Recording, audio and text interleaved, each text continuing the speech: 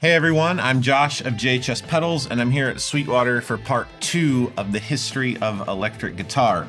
Last episode, episode 1, I covered the guitar's general history, and then I dove into when it was electrified in the 30s. And then we also looked at pre-guitar pedal effects, things that really changed the sound of music, like reverb, rotary, and tape delay. Today I'm going to dive into what really made the electric guitar iconic, the reason that Hard Rock Cafe uses a guitar as its logo all over the world, and the reason no one created Piano Hero as a video game. We're going to look at why is the guitar so amazing and the one event that I believe caused that. We have all heard Jimi Hendrix, Black Sabbath, Led Zeppelin, Metallica, Nirvana, on. And so Distortion and Overdrive, they are the heart and a fundamental part of how a guitar sounds sonically and even in culture. It's very normal that an electric guitar is distorted. But there was a time and place in history when distortion was frowned upon. And even in some parts of the American culture, it was considered evil or bad. So how did we get to the point of the guitar becoming this icon of a certain sound and energy? Even the scene from Back to the Future when Marty McFly holds the pick, strums the guitar through the massive speaker system, and it blows him across the room. Why was that funny and cool, but only a few decades earlier, it was weird and scary? Well, the answer to that, in my opinion, is something I call creative permission. That means that people started trying something, and it gave the next people permission to try a little more. We see this in all types of economy and invention and innovation. Steve Jobs started using touchscreens, and every company pushed it further. We see this with George Lucas and Star Wars, how he filmed things, how he decided to try stuff and made it permissible. So this goes on. And with guitar, distortion is the biggest one that has ever existed.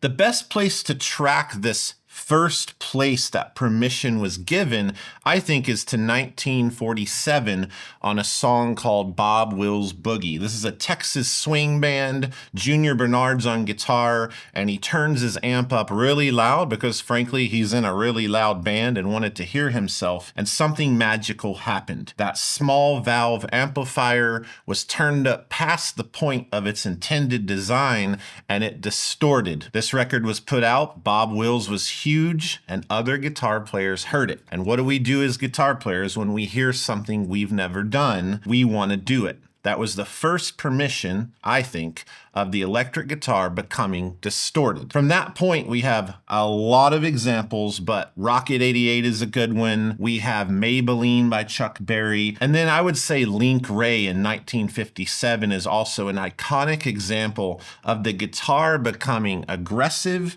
extremely edgy, and definitely broken in its sound. By the late 1950s, this was becoming more and more a thing. Sam Phillips at Sun Studios was embracing it, and all these other record labels were looking for a more dirty guitar sound. And rock and roll was on the rise leading into the 60s, which is this whole other form of rock music. Now, by 1960, we have something really important, and this is people making devices to break the sound of guitar. Up until then, we had had the electric guitar, and we'd had the amplifier you plug the guitar into. And as I said in the last episode 1, we had some reverb, we had some rotary things we could do, and we had tape delay if you were to manipulate things in a certain way. But no one had ever made a device made to break the signal of the guitar until 1960. In 1960, a producer and songwriter, Lee Hazelwood, actually commissioned an unknown technician to make a little electronic fuzz box to break the sound of the guitar. And then a guitar player named Al Casey used this in a song called Go On Home. This may be, and is almost agreed upon to be, the very first use of the effect fuzz or distortion by means of an intended and designed circuit to be used on a recording. This is a big deal. 1 year later, in 1961, we have Orville Red Rhodes, and he develops a very similar device, and you can hear that on the 2,000-pound bee by the Ventures. These two events of small electronic circuits put in some kind of DIY casing and used on a recording are the ultimate permissions of what's about to happen in the 60s and what will definitely change guitar and music forever. Without these moments of people tinkering with DIY and feeding off this 1950s amp sound being turned up and all this creative permission, the 60s would not be what we know it as. So what I'm about to walk you into is when the first guitar pedal was invented, the Maestro Fuzz-Tone. But it's important to remember that that didn't just happen out of nowhere. It happened on the back of the possibilities of everything that happened before it. So all of these unknown inventors and many others that we'll never know their name and we'll never know who was tinkering with what, they gave permission for innovation that changed the guitar. The same year in 1960 that these people are beginning to dabble with DIY circuits that are fuzz boxes that are breaking the signal of the guitar, there is, in my opinion, the greatest accident in guitar history happening in Nashville. This moment is huge. It will transform the 60s, it will transform music, and it will forever transform how we all see the guitar looking backwards. It is the ultimate permission. The scene is really simple. It's a classic Nashville recording studio, and the artist is Marty Robbins. Marty Robbins is awesome, but he's like a Frank Sinatra of country music. You wouldn't expect anything revolutionary or even exciting on the guitar with any of his music. He's standing in a recording studio.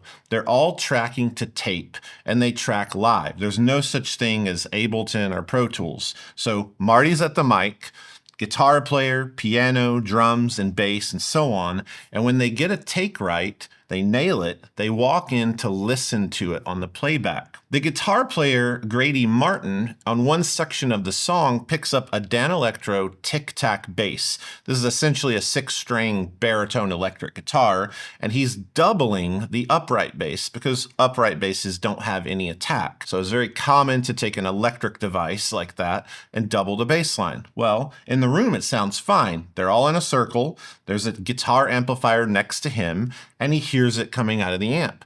But that signal's being recorded into the tracking room and into a tape machine. When they go back to hear the playback, they discover that the channel the tic-tac bass was being recorded on had something disastrous going on. It turned out to be a faulty transformer, and it completely clipped the waveform in a massive way. Full-on distortion fuzz. And not only that, in a country song recorded in Nashville. They had a decision to make, and the room and the record label were very divided. But at the end of the day, Marty liked it, the producer liked it, and this song went onto the radio and became #1. This was the ultimate permission for the electric guitar and what was about to happen to the 1960s. The song doesn't stop there by being a #1 hit. It actually does that thing where other guitarists start hearing it and they want that sound. This has happened to me my whole life, and any of you who play guitar, you've definitely heard your friend with that new pedal or new guitar or new amp, and you call Sweetwater and go, I have to have this, they ship it to your house. Well, there's a problem though. This has never existed. We have a few cases of people tinkering and making a DIY version of some fuzz and multiple invention, you could call it, but these aren't available on the market. There's no device on planet Earth that makes this sound, yet people are hearing it on the radio. And this gets really interesting. Nancy Sinatra calls up the studio and gets on the phone with the head engineer, Glenn Snoddy. And Glenn Snoddy was there that day. He had mixed feelings about keep the fuzz sound or not, but he's the guy. He should know how to do the sound. And Nancy wants to come to the studio in Nashville and record her new single. But the problem is they already repaired the desk and the sound no longer existed. So this great monumental moment that everyone loved had been fixed. It was nowhere to be seen and you couldn't buy it. So Glenn has a decision, and his decision is a really good one, and I'm thankful for it. He said, I need to figure out how to make a box that'll do that so we can keep using it. He calls up a local friend he had met at the radio station, Revis Hobbs. Revis is an engineer, a tinkerer, someone who understands transistors and circuits. And they strike a deal, and Revis helps build the circuit that Glenn wanted to recreate from that Marty Robbins session. Over the span of about 8 months, Revis perfects this circuit with Glenn's advice and help. Revis doesn't play guitar, and Glenn's just an engineer, but together they create a circuit that replicates that blown out, crazy hard clipping sound on Marty Robbins' Don't Worry. Glenn knew someone at Gibson, so he takes the prototype and drives it there, and Gibson decides to buy it. They decide to take a chance on this wild idea of a fuzz circuit that you set on the floor, hit a foot switch, and destroy the sound of the guitar. This has never existed, but there's obviously some demand because famous guitarists are calling the studio wanting it, and as they developed it, people really liked it. Gibson releases it under the subsidiary or the distribution channel they have for accessories called Maestro, and it is labeled the Gibson Maestro FZ1 Fuzz-Tone. This is the first ever guitar pedal. It's a standalone device that you put a battery in with an active circuit, you put it on the floor, and you hit a foot switch and you turn it on and off. This is revolutionary, and it sounds a little crazy to be so excited about this topic, but it's because we weren't there. The only thing they'd ever seen are some volume pedals, amp foot switches, and nothing was self-contained. No active circuit had ever been on the floor in such a little enclosure. This is a big moment for guitar. On its release, Gibson ships 5,000 units to local guitar stores. Now keep in mind, there's no Amazon, there's no Sweetwater, there's nothing. It's just mom and pop shops. They sell multiple instruments usually, and the idea of a guitar shop is actually pretty foreign and new. Those really only started in the late 50s. So you have this device shipping out, and that's a lot of units. And it failed. No one bought it. No one took a chance on this. No one understood it. And if you go back and look, they didn't know how to sell this thing. Nothing had ever existed like this. I've said many, many times that Gibson made a product they didn't understand, and they tried to sell one that they didn't know what to do with. So no one took a chance, and no one could see themselves plugging it up and doing anything.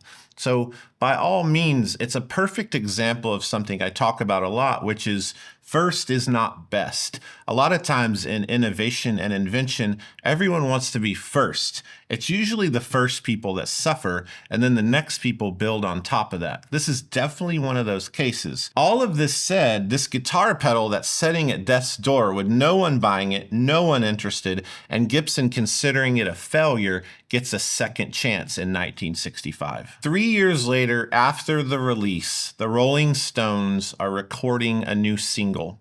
And at the time, they don't have horn players for this record. Some say they can't afford them, some say they didn't have time, but they track a song, and as a placeholder for a really catchy horn part, Keith Richards has an FZ1, he plugs it in, and he plays this bass kind of riff melody line. They record it, they move on, and they're on tour. In his biography, he says they're somewhere around the Great Lakes, driving around in a van. They turn on the radio, and they hear their demo. They never gave permission for it to be released. They never agreed for this song to be done, but the manager thought otherwise. The song was called Satisfaction, and it became a massive hit. Keith says when he heard the song, he heard the fuzz tone and how aggressive it was, playing the melody line that they intended for trumpets or horns, and he thought their career might be over. This is too aggressive. People aren't going to understand this. He didn't feel like there was enough permission yet to do something that crazy, but the tides turned and the song became massive. So the initial 1962 release ships 5,000 units to stores. 1964, they don't sell a single unit because it's new old stock rotting in the stores. 1965, nothing sells. And then when that single drops in the summer, they sell 3,000 units, and then they go on the next year to sell over 20,000 more fuzzes. Fuzz had become the new normal for the sound of the guitar. Because of this song's notoriety, big players start using it. And to be honest, some players had even used it before the Rolling Stones. This was in fact Jimi Hendrix's first pedal. And there was a lot of stories of him as Jimmy James playing with the Blue Flames, and he's playing through a twin reverb with this crazy fuzz pedal making a lot of noise in the West Village. People were using it, but this Rolling Stones song was a pop hit. It was on every radio. It was blasting through car windows, driving down the streets. It was playing in the music in retail stores. The sound of fuzz had been invited into culture, and from that moment in 1965, we see a slew of incredible guitar inventions involving breaking the sound of guitar and clipping the waveform so that it sounds almost synthesized or unnatural. This was the new normal, and the first case example of the next invention coming from the permission of the FZ1 happens in London. Around the same time that the Rolling Stones song is a massive hit, there's an equally interesting moment brewing in London on Denmark Street. A really popular guitarist named Big Jim Sullivan stops by a small musical exchange called Macari's, and he walks up to the counter. Well, there's an engineer there, and this engineer is asked, "Hey, can you change this fuzz tone I have? Can you make it more bassy? Can you help it sustain more?" Essentially what Big Jim was saying is, "I don't like the sound of this Gibson thing. Can you modify it?" The guy, Gary Hurst, modifies the circuit, studies it, and creates his own version of a fuzz. This would be the second pedal ever made for commercial success. This is the Tonebender Mark I by Sola Sound. Though it's tempting to sit here for 45 minutes and tell you all of the dozens of crazy fuzz things happening in America and London between 65 and 66, Sweetwater has threatened to push me out the door and never let me come back if I were to do that. So let's skip ahead and go to 1966. This is the third significant fuzz moment in history. And although there's a ton of other ones I want to talk about, these three are what really are important. And specifically, this third one could be and is probably arguably the coolest and most notable fuzz ever made. Right there in London, there is a man named Ivar Arbiter. Ivar Arbiter is a businessman. He's really smart.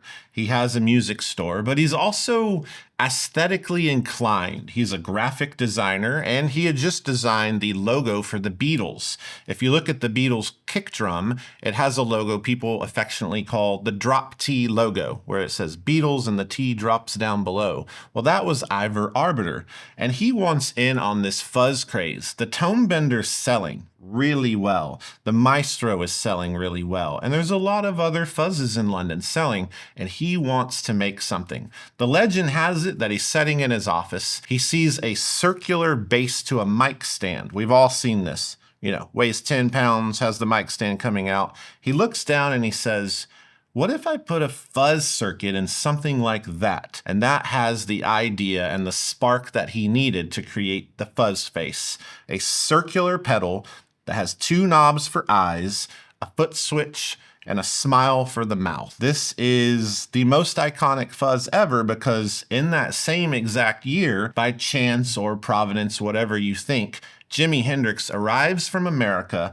lands in London, and that fuzz catches his eye. He buys it, and it's really the only fuzz he ever uses. I love this Hendrix moment because Hendrix's entire career is this just crazy inertia of him arriving, his skill of guitar. He had used the FC1 in New York and even on the Chitlin circuit in America. And then he lands with all of this technology happening. Right when he gets to London, right when his career is booming, 1966, we have the invention of the wah pedal coming up. We have the Univibe. We have this fuzz face. He's surrounded by brand new inventions that no one's ever really heard on guitar. and his talent and skill meet the technology, and it is incredibly nuclear. So this is a really, really big deal. One other crazy moment is when a naval engineer named Roger Mayer brings a device to Hendrix to try. This device is a brand new invention. It's a fuzz box, but it's really peculiar and even more over the top. It needs a lot more permission, and Jimi Hendrix is able to use it. It effectively distorts and clips the signal, and then it folds the waveform over on top of itself, creating an octave up effect, kind of this chirping, screeching sound on top of the fuzz. He calls it Octavia, and Hendrix uses this to record several tracks on his first record. So not only does Hendrix arrive with the fuzz face being released and land in the same exact time span as the wah and the univibe a few years later, he literally has one of the most prominent inventors of the 60s walk up to him, and he gets to use the prototype of a brand new effect called octave fuzz on his first album. That is phenomenal. I'm going to wrap up on that Hendrix moment and that Hendrix thought, and I've often wondered about this technology of Jimi Hendrix and how it ended in the 60s. I love to think about him arriving in 66. I love to think about those new inventions falling into his hands and how important fuzz was. And if you can picture for a second Jimi Hendrix on stage at Woodstock, like get that into your mind. We've all seen that image and that scenery. He's in the white jacket. He's got the Strat, the Marshalls. There's people tripping on, laying in the mud. This is a crazy moment. 1969. Only 7 years prior, America looked like Leave It to Beaver and Andy Griffith. This is crazy. How did the world change so drastically in 7 years? I believe a massive, massive push towards how people thought, how music was made, and how society acted came through music. And guitar was at the front of pop music. And fuzz pushed that even further. So in this weird way, in this weird Twilight Zone scenario, you have Marty Robbins, the crooner of country music, actually causing through a boring country Nashville session Woodstock in 1969. That's bananas, but that's fuzz, and that's really, really cool. There's a lot of other things that wrap up the decade. The Univox Super Fuzz is amazing. The Big Muff comes out around 69, 70. There's a lot we could talk about, but we're going to wrap today, and I'll just leave you thinking about how weird the world would be if in a recording studio on a country ballad, a transformer had not malfunctioned. We probably would never have the image of Woodstock, and Jimi Hendrix albums would have been really boring. Let me know in the comments what you think about that, and have a wonderful day.